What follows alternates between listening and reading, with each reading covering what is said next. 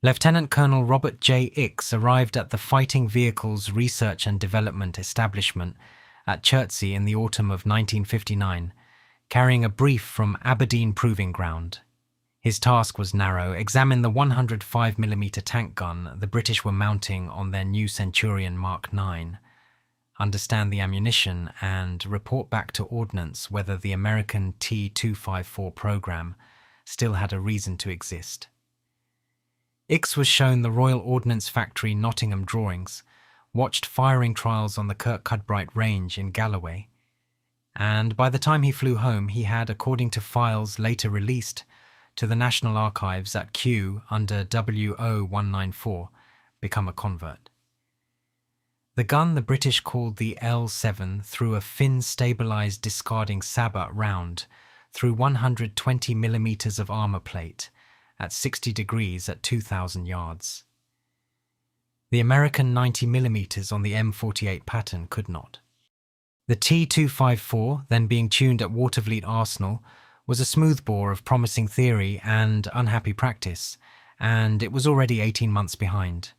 The L7 had been designed at the Armament Research and Development Establishment at Fort Halstead in Kent, under a requirement written by the General Staff in 1956, after gunnery officers in the British Army of the Rhine studied a Soviet defector's prize.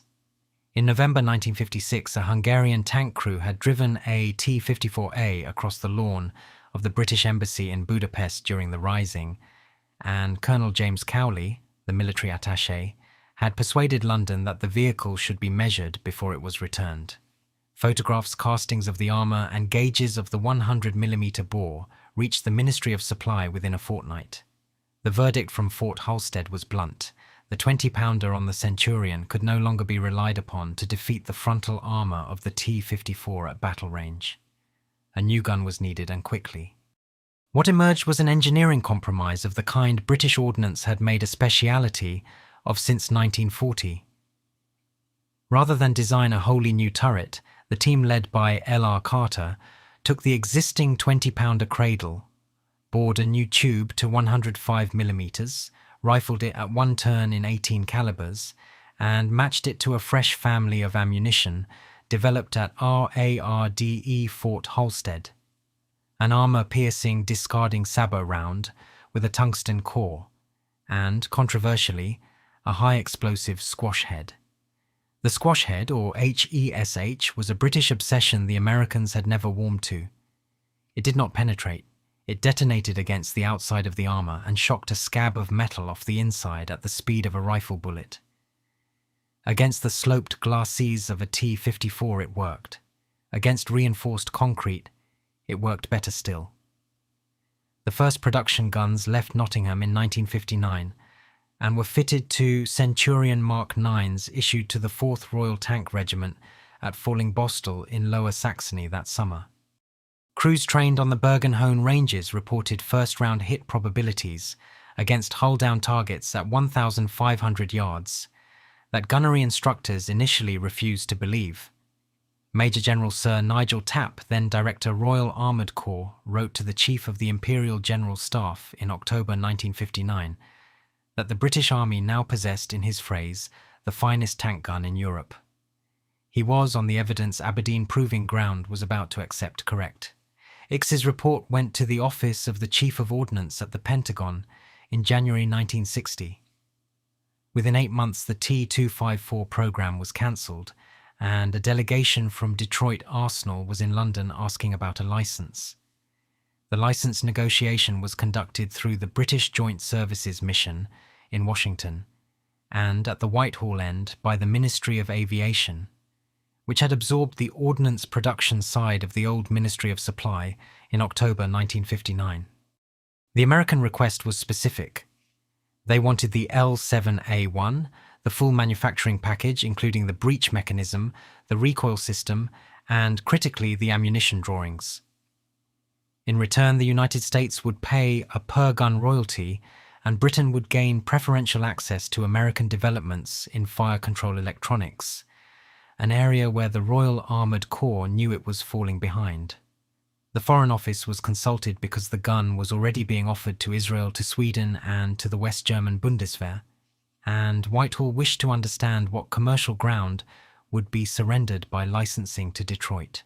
A minute from Sir Frederick Hoyer Miller, then Permanent Undersecretary at the Foreign Office, dated March 14, 1960, and now held at Q under FO 371/152-104, argued that the strategic value of tying American armour to British ammunition production outweighed the loss of export orders.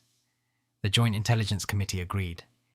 The Chiefs of Staff Committee, chaired by Lord Mountbatten as Chief of the Defence Staff, endorsed the sale in April. Detroit Arsenal received the drawings in the summer of 1960 and put the gun into production at Watervliet as the M68. The first M60 tanks with the American-built L7 rolled off the line at the Detroit tank plant in October 1960. Externally, the M60 was an M48 with a new turret.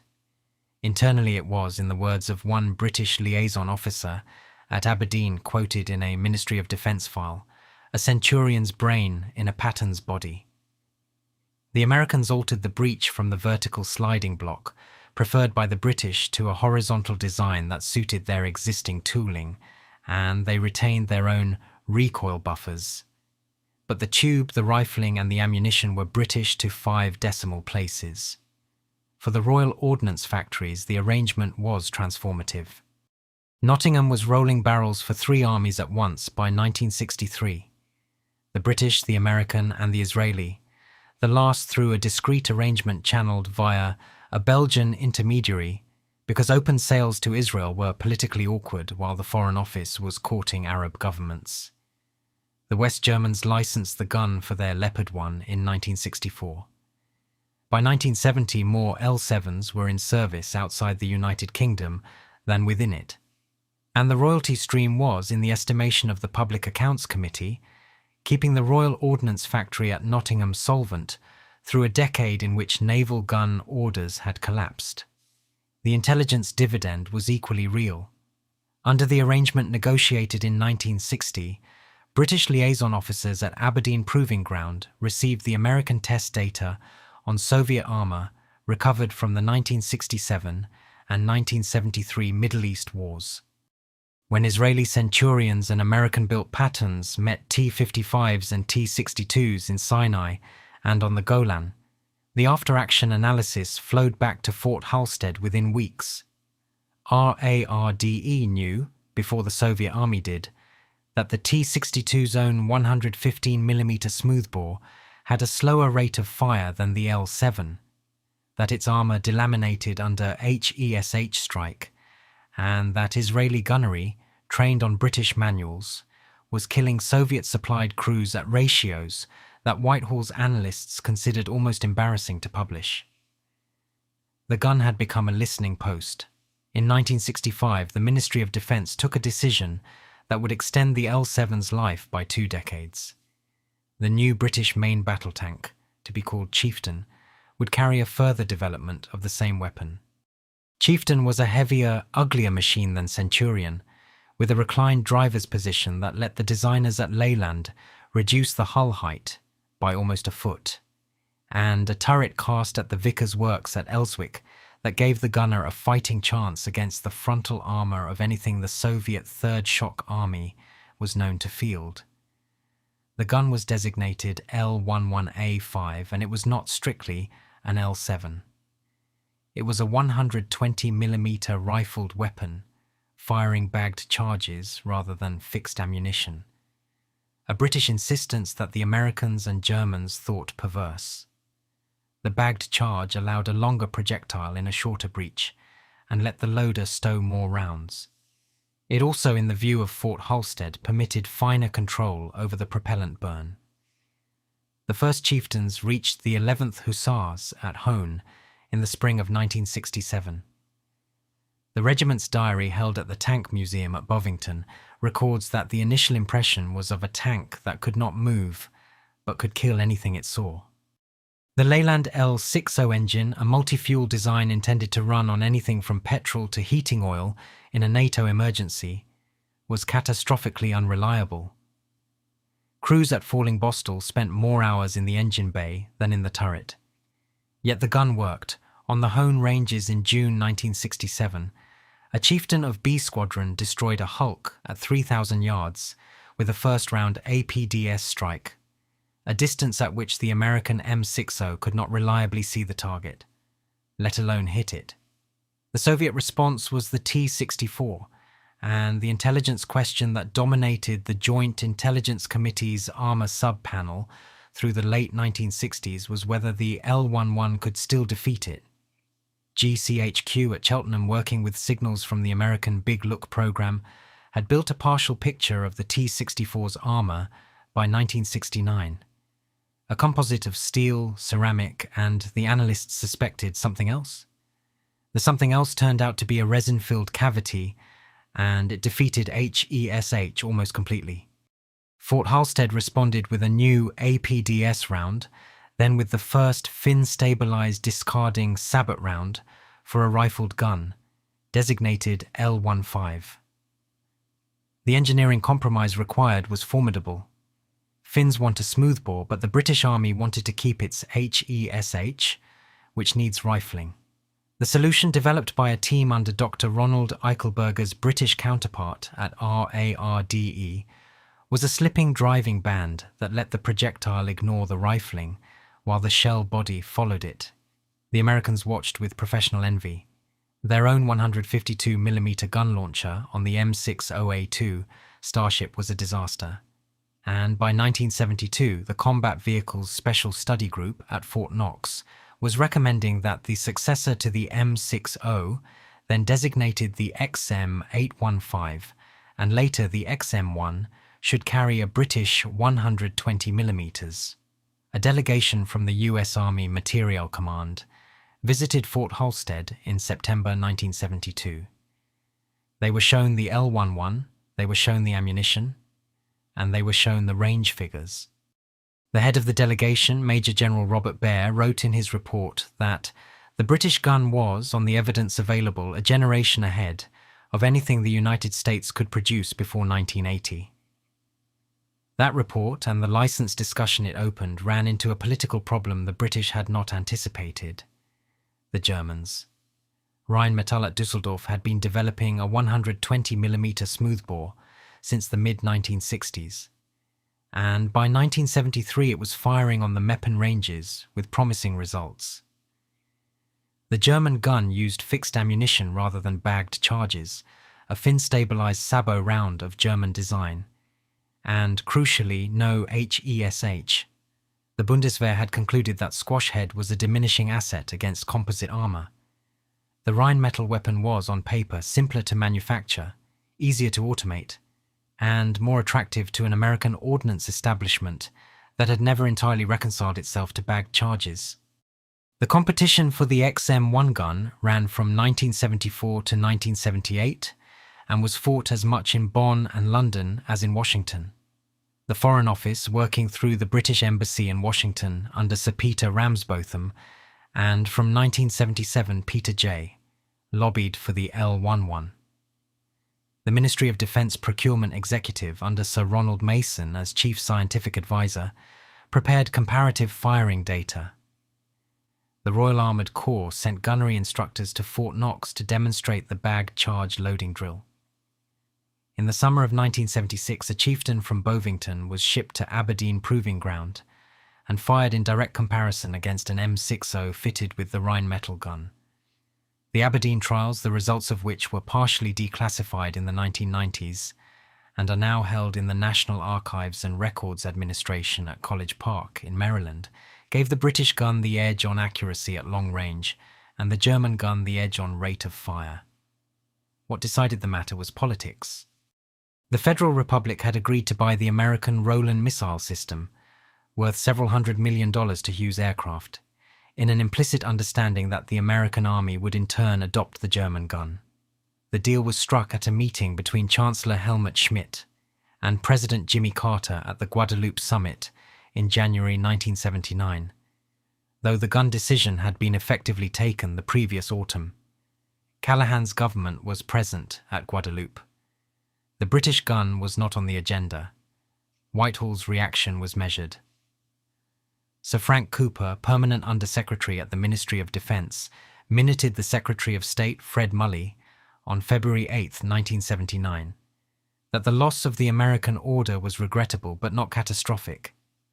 The L-11 remained in production for Chieftain, for the Iranian Shah order, then in progress at Vickers, and for the Chieftain Replacement Program, designated MBT-80, which was intended to enter service in the late 1980s. The royalty stream from the L-7 continued. The intelligence sharing arrangements continued. What had been lost was prestige and a market. Then the market changed. In November 1979, the Iranian Revolution cancelled the Shah order, leaving Vickers at Elswick with a substantially completed tank and no customer. The Ministry of Defence, under a new Conservative government elected in May, took the tank into British service as Challenger 1 and cancelled MBT-80 in July 1980. Challenger inherited the L-11 gun.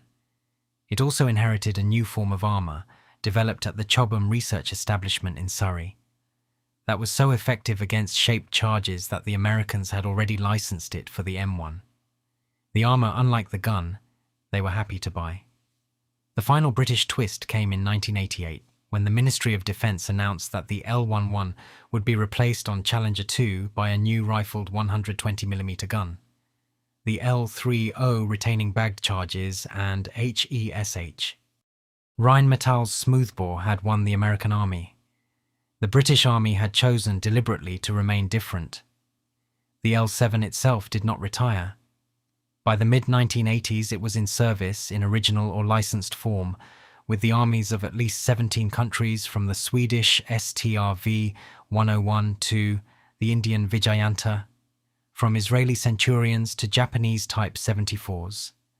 Nottingham was still rolling barrels. The royalty income to the Ministry of Defence had, by 1985, exceeded the entire development cost of the original gun, by a factor the Public Accounts Committee described as gratifying. The Chieftain fleet in the British Army of the Rhine, still equipped with the L-11, formed the armoured spine of I British Corps at Bielefeld, and its 4 armoured divisions were, on the NATO order of battle, expected to hold the North German plain against the Soviet Third Shock Army, for long enough that reinforcement from the United Kingdom and the United States could arrive.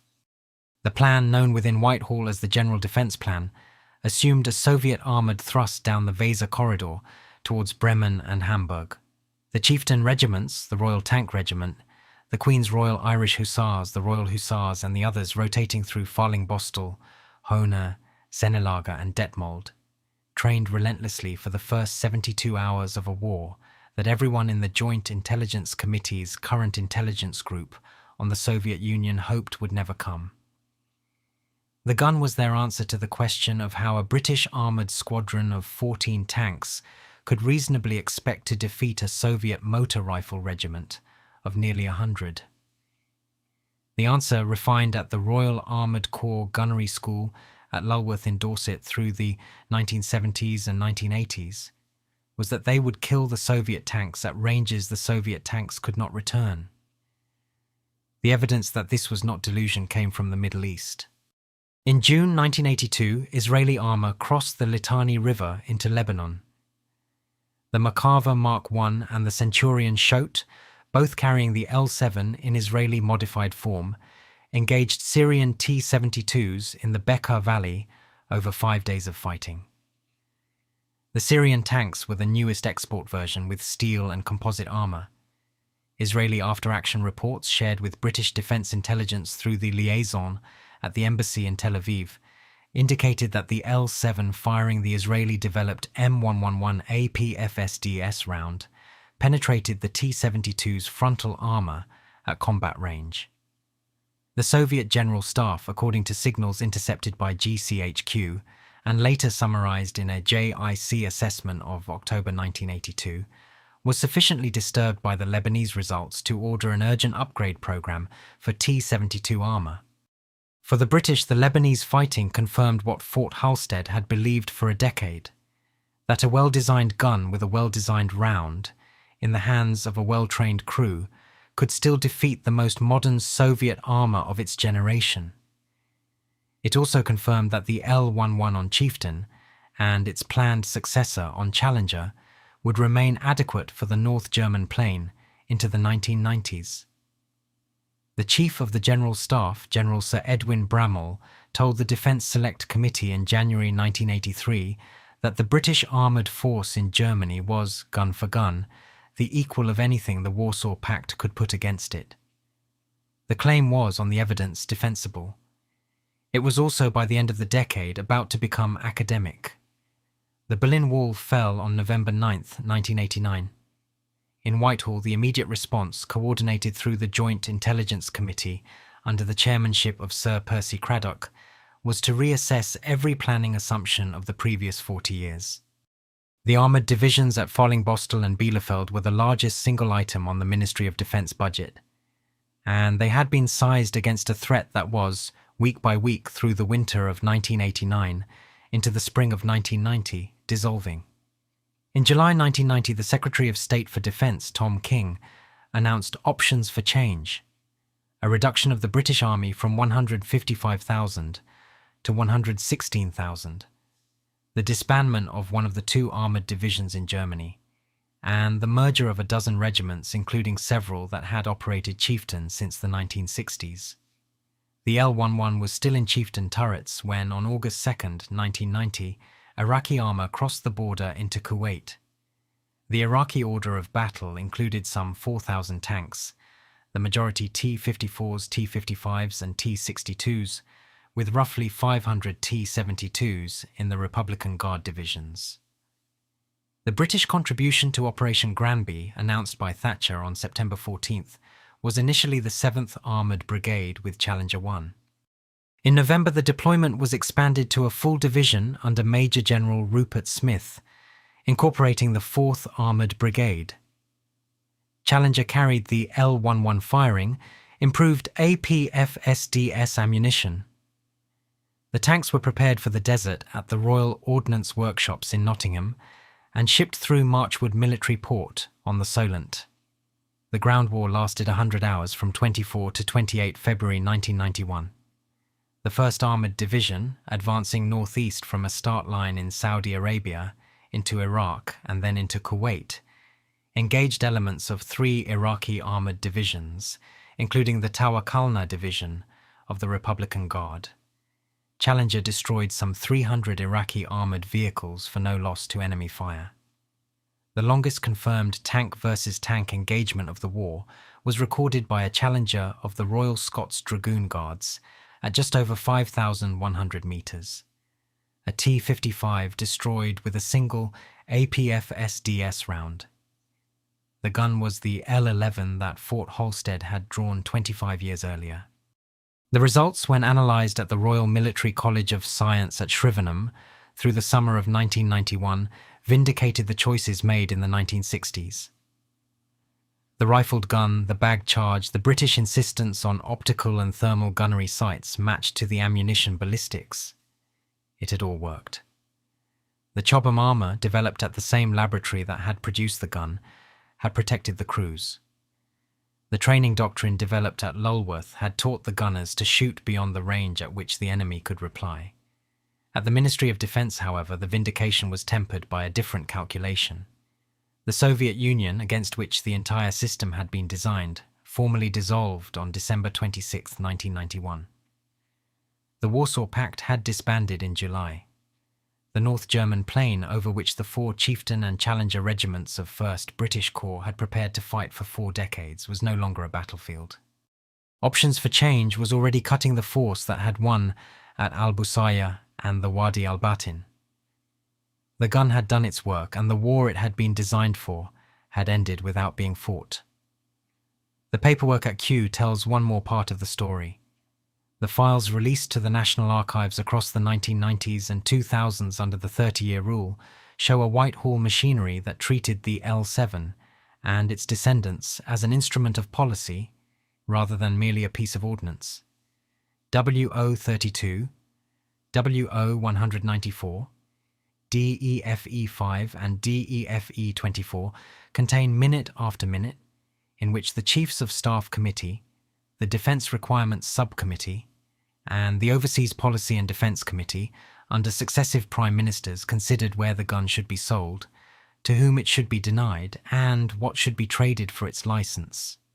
The economics were unusual. A weapon developed at British public expense had, by the mid-1980s, earned back its costs many times over through royalties and had underwritten the survival of the Royal Ordnance Factory at Nottingham, through the collapse of naval gun orders in the 1960s and the contraction of British armoured vehicle production in the 1970s. The diplomatic uses were more intricate. Licences were granted to allies whose alignment London wished to reinforce. To Sweden in 1961 to firm up its NATO-adjacent posture without formal membership. To Israel through indirect channels during periods when direct sale would have offended Arab governments. To the Federal Republic of Germany to bind the Bundeswehr's tank fleet to British ammunition production. Licenses were withheld from countries whose politics were awkward. South Africa was denied additional guns after the arms embargo of 1963, though earlier deliveries remained.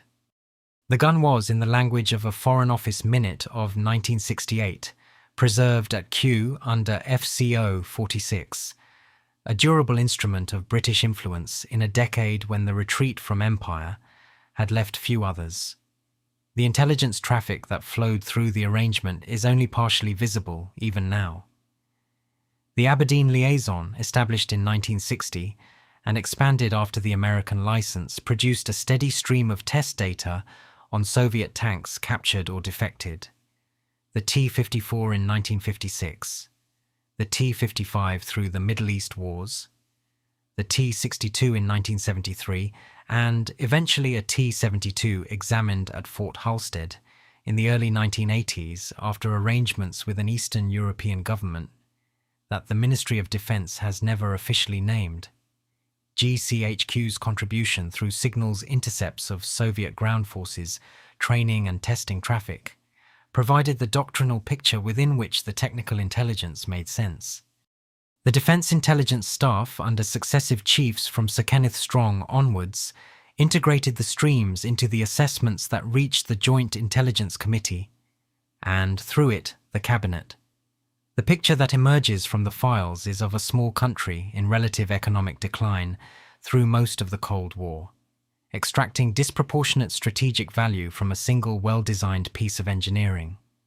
The L7 was not, in absolute terms, the most sophisticated weapon of its generation. It was rifled when the trend was towards smoothbores. It fired an eccentric round in HESH that the rest of the world eventually abandoned. And it was designed around a cartridge case in an era moving to bagged charges. What it did possess was a combination of accuracy, reliability, and manufacturing maturity that no rival could match through the 1960s and most of the 1970s. Sir Michael Quinlan, Permanent Under-Secretary at the Ministry of Defence from 1988, observed in a lecture at King's College London in 1990 that the British defence establishment's real skill during the Cold War had been to identify the few areas in which it could remain world-leading and to invest disproportionately in those. Tank gunnery was one. Submarine acoustics was another. Signals intelligence at Cheltenham was a third. The rest was compromise and coalition. The final phase of the L7 story ran through the disbandments. Between 1992 and 1994, the Royal Armoured Corps lost, through amalgamation or disbandment, some 14 regiments. The 4th Royal Tank Regiment, first to receive the L7 on Centurion in 1959, merged with the 1st RTR in 1993. The 17th/21st Lancers and the 16th/5th Queen's Royal Lancers merged to form the Queen's Royal Lancers. The Royal Hussars merged with the 14th/20th King's Hussars to form the King's Royal Hussars. Falling Bostel, Hohne, Zenelager and Detmold shed regiments year by year. The chieftains, the L11 still in their turrets, were withdrawn from British service by 1995, sold to Jordan, converted to armoured recovery vehicles, or scrapped at Luggage Hall in Wiltshire and Ashchurch in Gloucestershire. The Royal Ordnance Factory at Nottingham, whose barrel forge had rolled tubes for the L7 for 30 years, was sold by the Thatcher government to British Aerospace in 1987 as part of the privatisation of Royal Ordnance plc. Nottingham continued to make gun barrels through the 1990s, latterly the L30 for Challenger 2, but the workforce contracted year by year. By 2001, the site had closed. Fort Halstead, the armament research and development establishment where the L7 had been designed, was rolled into the Defence Evaluation and Research Agency in 1995 and then, in 2001, into Chineti Q, when the research establishment was part privatised. The site itself was slated for closure and redevelopment. The gun outlasted the institutions that had made it. In 2020, the L7, in various licensed and upgraded forms, remained in frontline service with the armies of Denmark, Chile, Brazil, and half a dozen others. The Israeli Shotkal, retired from frontline service in the 1990s, continued as an engineering variant.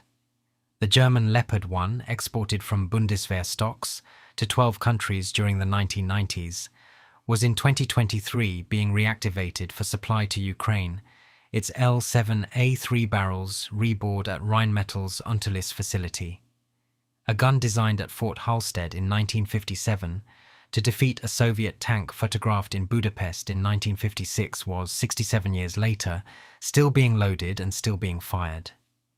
The paper trail is at Q WO194/1258, contains the original General Staff requirement. WO194/1301-1315 hold the design correspondence from 1957 to 1959. DEFE 24/427 covers the American license negotiation. FO 371/152104 contains the diplomatic correspondence on export policy. WO 32/17781 records the Chiefs of Staff endorsement of the sale to Detroit. DEFE 5, the Chiefs of Staff Committee Memoranda, tracks the gun's insertion into planning from 1960 to 1970. The files are open. The ordnance history is written. The diplomatic history less so. The intelligence history still fragmentary, because much of the Aberdeen traffic and the GCHQ product remain closed under Section 3(4) of the Public Records Act. The judgment that Lieutenant Colonel X made at Chertsey in the autumn of 1959, that the British gun was better than the American gun, and that the American program should be cancelled, was the beginning of a 35-year arrangement that reshaped the armour of the Western Alliance. The British Army fought the Warsaw Pact from a hull-down position on the North German plain for 4 decades and never fired a round in anger against it. When the arrangement was finally tested in combat, in Kuwait in February 1991, the tanks and the guns and the gunners performed to the specification the Chiefs of Staff had endorsed in 1965. The Cold War ended. The gun did not.